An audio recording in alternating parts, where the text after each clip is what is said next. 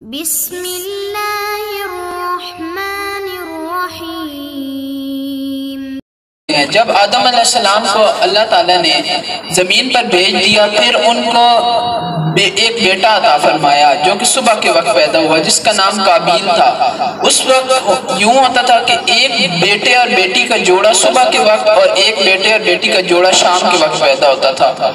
آدم علیہ السلام نے ان دونوں کی صبح کے ٹائم قابیل اور اس کی بہن پیدا ہوئے، اور شام کے وقت حابیل اور اس کی بہن پیدا ہوئے۔ آدم علیہ السلام نے ان دونوں جوڑوں کو حکم دیا کہ یہ اللہ کا حکم ہے کہ آپس میں تم لوگ کے نکاح کر دیے جائیں۔ حابیل کا نکاح قابیل کی بہن سے ہونا تھا اور قابیل کا نکاح حابیل کی بہن سے ہونا تھا۔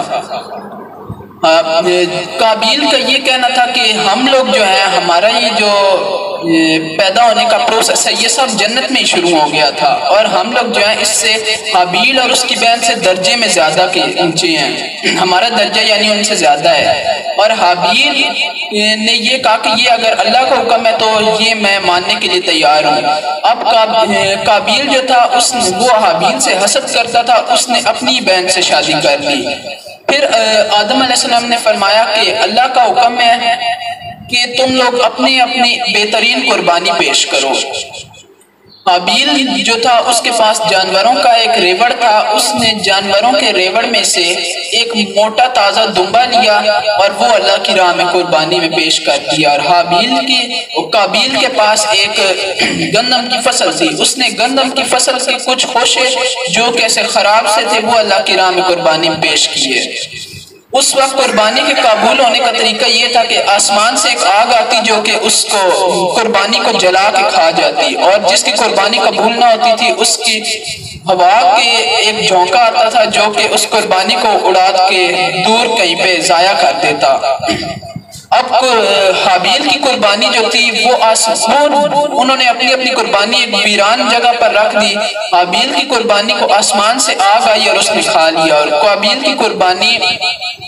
قابیل نے جو اپنے گندم کی خوشوں کی قربانی دی تھی ان کو ہوا نے اڑا کر بکھیر دیا اور اس کی قربانی ضائع ہو گئی۔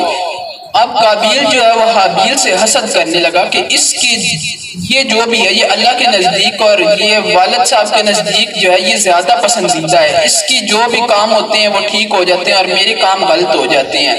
وہ حابیل سے حسد کرنے لگا۔ قابیل نے حابیل کو اب مارنے کی ترکیب بنائی، تو اس نے ایک رات حابیل سویا ہوا تھا تو قابیل نے ایک بڑا پتھر اٹھا کے حابیل کے سر پر مارا اور اسے قتل کر دیا۔ اب وہ یہ سوچنے لگا کہ اب میں اس کی لاش کو کروں کہاں پہ، اور یہ وہ قتل تھا جو نسل انسانی میں سب سے قابیل نے حابیل کا قتل کیا تھا، یہ انسانیت میں سب سے پہلا قتل تھا، اسی سے قتل کرنے کی ابتدا شروع ہو گئی۔ اللہ تعالیٰ نے 2 کوے بھیجے، جن میں سے ایک کوے نے دوسرے کو مار کے ایک گڑھا کھود کے دوسرے کوے کو اس میں ڈال دیا۔ قابیل نے کہا کہ یہ اچھا طریقہ ہے بھائی کو دفنانے کا۔ اس نے زمین میں ایک گڑھا کھودا اور قابیل نے حابیل کو اٹھا کر اس گڑھے میں پھینک دیا اور اوپر سے مٹی دے دی۔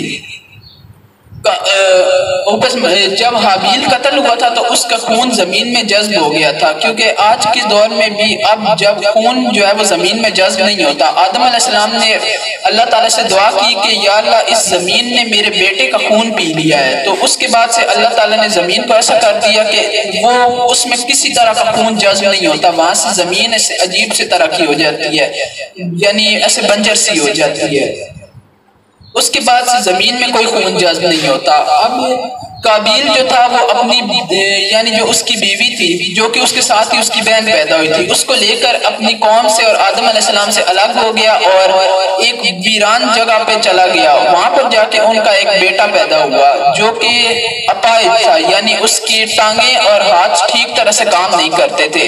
اس نے موقع دیکھ کر کسی نہ کسی طرح کر کے قابیل کو قتل کر ڈالا، اور جب آدم علیہ السلام کا بیٹا قابیل بھی اب قتل ہو گیا اور حابیل بھی قتل ہو گیا، تو پھر آدم علیہ السلام کو اللہ تعالیٰ نے شیس علیہ السلام جو کہ روح زمین پر دوسرے نبی تھے وہ عطا فرمائے، جس عربی اور عبرانی میں شیس کا مطلب ہے تحفہ، یعنی اللہ تعالیٰ نے شیس علیہ السلام تحفے کے طور پہ عنایت فرمائے۔